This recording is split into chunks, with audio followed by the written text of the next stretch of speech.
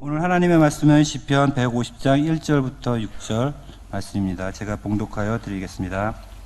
할렐루야. 그 성소에서 하나님을 찬양하며 그의 권능의 궁창에서 그를 찬양할지어다. 그의 능하신 행동을 찬양하며 그의 지극히 위대하심을 따라 찬양할지어다. 나팔 소리로 찬양하며 비파와 수금으로 찬양할지어다. 소고치며 춤을 추어 찬양하며 현악과 통소로 찬양할지어다. 큰 소리 나는 재금으로 찬양하며 높은 소리 나는 재금으로 찬양할지어다. 호흡이 있는 자마다 여호와를 찬양할지어다. 할렐루야. 박용배 목사님께서 호흡이 있는 자마다 다 찬양하라는 말씀으로 말씀 전하실 때 큰 은혜 받으시길 바랍니다. 부활절을 맞이해서 우리가 하나님께 이렇게 경배할 수 있도록 은혜 주신 거 너무나 감사하고요. 건강을 잃고 나면 건강의 소중함을 알게 되지요. 사랑하는 가족을 잃고 난 뒤에 가족의 소중함을 알게 되는데, 잃고 난 뒤에 아는 것보다 잃지 않고 아는 것이 더 축복인 줄 믿습니다. 이 성경 학자들이 분류하기를 이제 모세오경 율법서라 그러죠. 그리고 역사서라고 해서 여호수아부터 에스더서까지를 역사서로 나누고, 선지서로 해서 대선지서, 선지서를 나누는데, 시가서라고 해서 욥기서와 또 시편과 잠언과 전도서와 아가서를 시가서라고 얘기하는데, 시와 더불어 찬송을 의미합니다.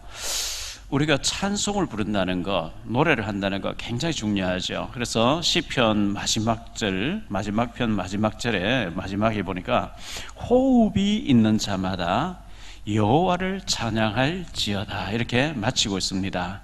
우리가 죽도록 하나님께 찬양 경배 드려야 될 줄 믿습니다. 그러면 첫째, 성소에서 찬송하라 이렇게 말씀하고 있어요. 성소는 지성소가 있고 성소가 있는데, 요즘 말로 하면 예배당입니다. 교회입니다. 뭐 집에서 예배하면 안 되느냐? 요즘 가난한 성도도 많이 있잖아요. 집에서 교회로 나가지 않고 혼자서 예배드리는 사람도 많이 있는데, 뭐 안 되는 건 아니에요. 안 되는 건 아닌데, 혼자서 예배가 잘 되겠습니까?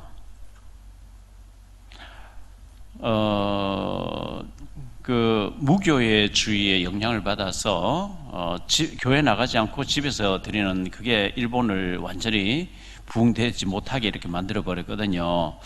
이 교회 가는 게 귀찮아지고 혼자서 편하게 예배드리겠다, 뭐 인터넷 틀어놓고 드리겠다, 옳은 예배가 아닙니다. 예를 들어서 우리가 뭐 장애를 입었다든지 혼자서 교회 나갈 수 없다든지 그런 상황에서는 어쩔 수 없이 뭐 인터넷으로 예배를 드릴 수도 있고 하겠지만, 멀쩡한데 돈 벌러 다니고 놀러 다니고 온갖 일을 다 잘다니면서 예배 드리는 것만 딱 가지 않고 혼자서 예배 드린다, 그건 굉장히 위험한 발상이겠죠. 성소에서, 주의 성소에서, 예배당에서, 성전에서 찬송하라 이렇게 했기 때문에, 여러분들이 그 예배 시간 미리 나오셔서 기도하고 찬송하고 할 때 하나님 굉장한 응답과 치유, 흑암이 꺾이게 하실 줄 믿습니다.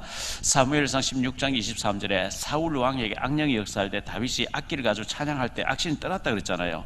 와서 기도할 때 다른 사람에게 역사하는 악령도 꺾여야 되지만 나를 어둡게 만들고 우울하게 만드는 흑암도 내게서 꺾여져야 되기 때문에 그렇습니다. 그리고 관련 두 번째로, 가정에서 여러분 집이 미션홈이 되어야 되고 집이 가정교회가 되기 때문에 여러분 집에서 많은 예배도 드리시고 찬송도 부르셔야 돼요. 여기 청천동 부평경찰서 쪽에, 그쪽에 제가 한 번씩 이렇게 갈 일이 있어서 가는데요. 거기 보면 통일교회 가정교회라고 있더라고요. 저 춘천 가는 길에도 보면 가정교회 팻말 있고, 교회가 통일교회 사는 가정교회죠. 그는 통일교에서 자기들이 그 가정교회라고 하면서 인용해서 그런 것이고, 여러분은 평일날 가정에서 미션홈이 돼야 되고, 가정에서 모여서 예배드려야 되고, 또 가까운 사람끼리 모여서 말씀 나누고 해야 되는데, 사도행전 1장에 보면 마가의 다락방에 모여서 오로지 기도에 힘쓰고 찬송하고 할 때, 사도행전 2장 1절로 47절에 오순절 성령의 약속, 말씀 남종과 여종 성령 충만 주겠다, 요엘서 3장 28절로 32절에 예언된 말씀이, 요엘서 2장 28절 32절의 말씀이 마가 다락방에 임했거든요. 그래서 가정에서 모여서 기도하고 예배할 때도 성령이 굉장히 역사하신다는 거 우리 기억해야 되겠고, 여러분이 머물고 있는 현장, 직장이죠. 거기서도 기도하고 찬송해야 됩니다. 사도행전 16장 19절로 40절에 바울과 실라가 귀신들 여종을 귀신을 쫓아낸 것 때문에 매맞고 감옥에 갇혔는데, 그곳에서 기도하고 찬송할 때 옥문이 다 열려지고 간수장이 자결하려고 하다가 네 몸을 상하지 말라, 우리가 다 여기 있노라 하니까 불을 켜와서 벌벌 떨면서 선생들이여 내가 어떻게 하면 영생을 얻으리까 이르되 주 예수를 믿으라 해서 그 간수장 가족들이 그날 밤에 다 예수 믿고 구원받았다 했습니다. 어쨌든 성소에서 찬양하라 이 말씀을 우리가 기억하면서 찬송이 살아있는 성도님들 되시길 바랍니다. 두 번째로 생각할 말씀은 하나님의 능력을 찬양하라고 2절 말씀에 말씀하고 있습니다. 그의 권능에, 그의 능하신 행동을 찬양하며 그의 지극히 위대하심을 따라 찬양할지어다 이렇게 말씀하고 있는데요, 갈라는 첫 번째로 그의 능하신 행동을 찬양하라.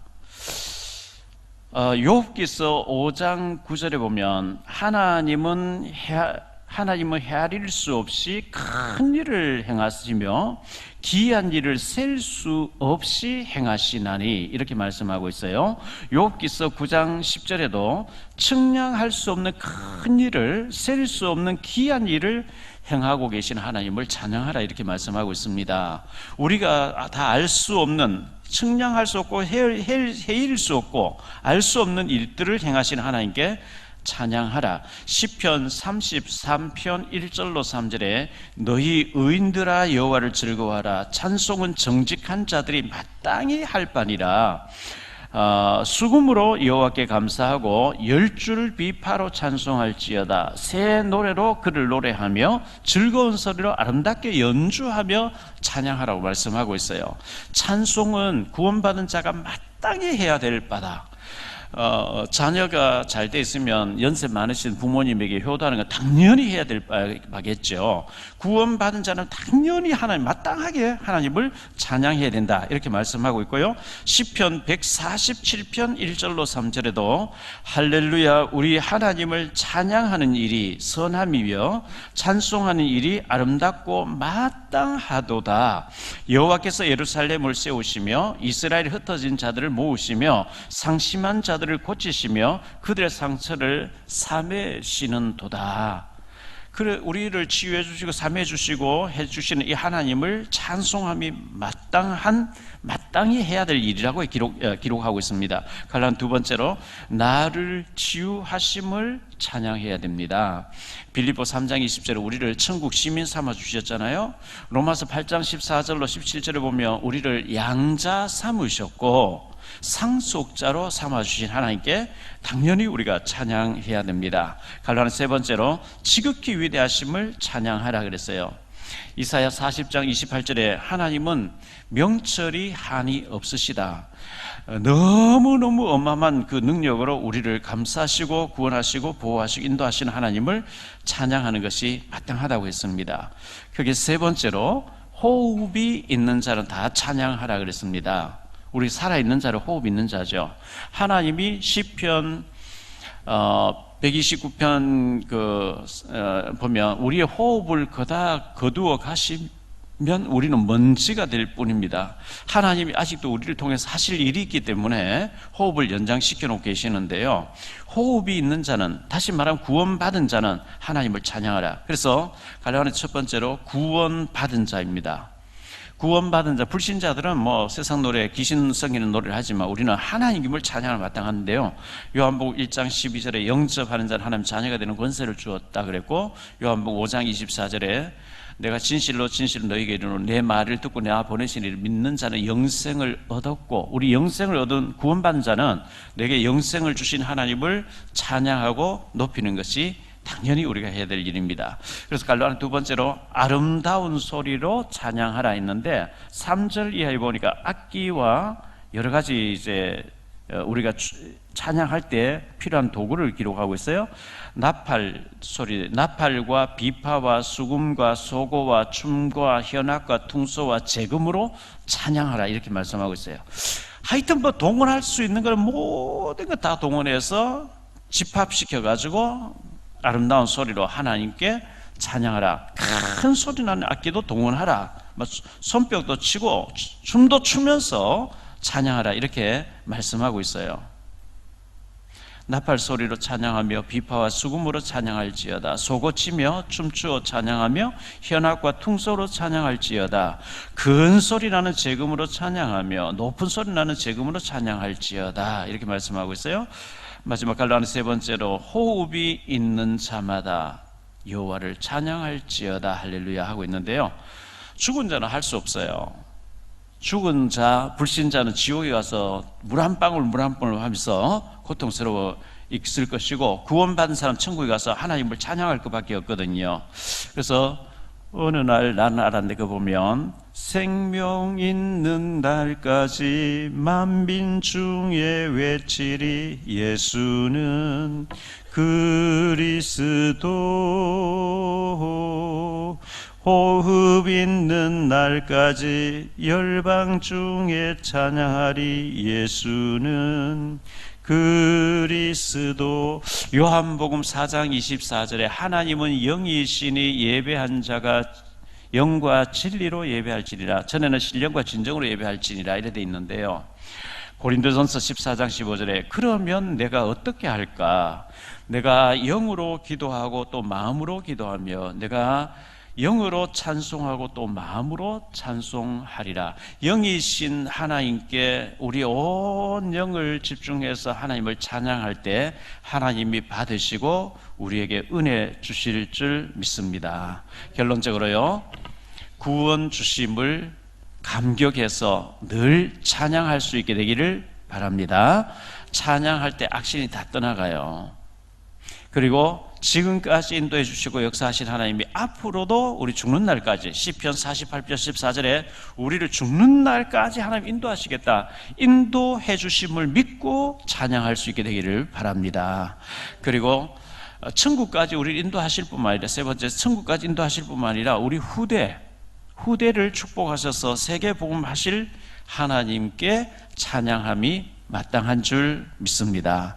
우리 성도님들은 그냥 이 시간 앉아서 우리가 성가대 찬양하는 모습을 은혜를 받겠지만, 우리 성가대가 이 칸타타를 위해서 예수님의 탄생과 고난과 죽으심과 부활, 이 모든 과정을 찬양으로 연출하기 위해서 얼마나 많은 시간을 연습하고 노력하고 애쓰고 힘썼다는 것을 기억하면서 아멘, 아멘으로 큰 박수로 하나님께 영광 돌리시는 귀한 은혜의 시간 되시기를 바라고요.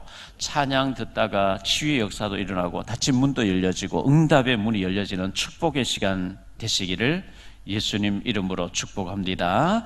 기도합니다. 주님 감사합니다. 오늘 부활주의를 맞이해서 우리 성가대에서 칸타타를 준비하며 예수님의, 하나님이신 예수님 인간의 몸을 입고 이 땅에 오심과 낮아지심과 희생하심과 또 십자가의 고난과 부활의 주님을 찬양으로 영광 돌리기 위해서 수많은 시간 연습하고 준비하셨는데, 저희들이 함께 은혜 받으며 하나님께 영광 돌리는 시간 되어지게 하옵소서.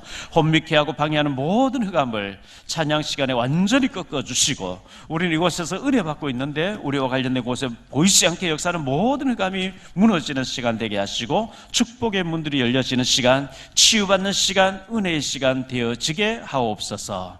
주님께서 영광 받아 주실 줄 믿사옵고 주 예수 그리스도 이름으로 축복하며 기도하옵나이다.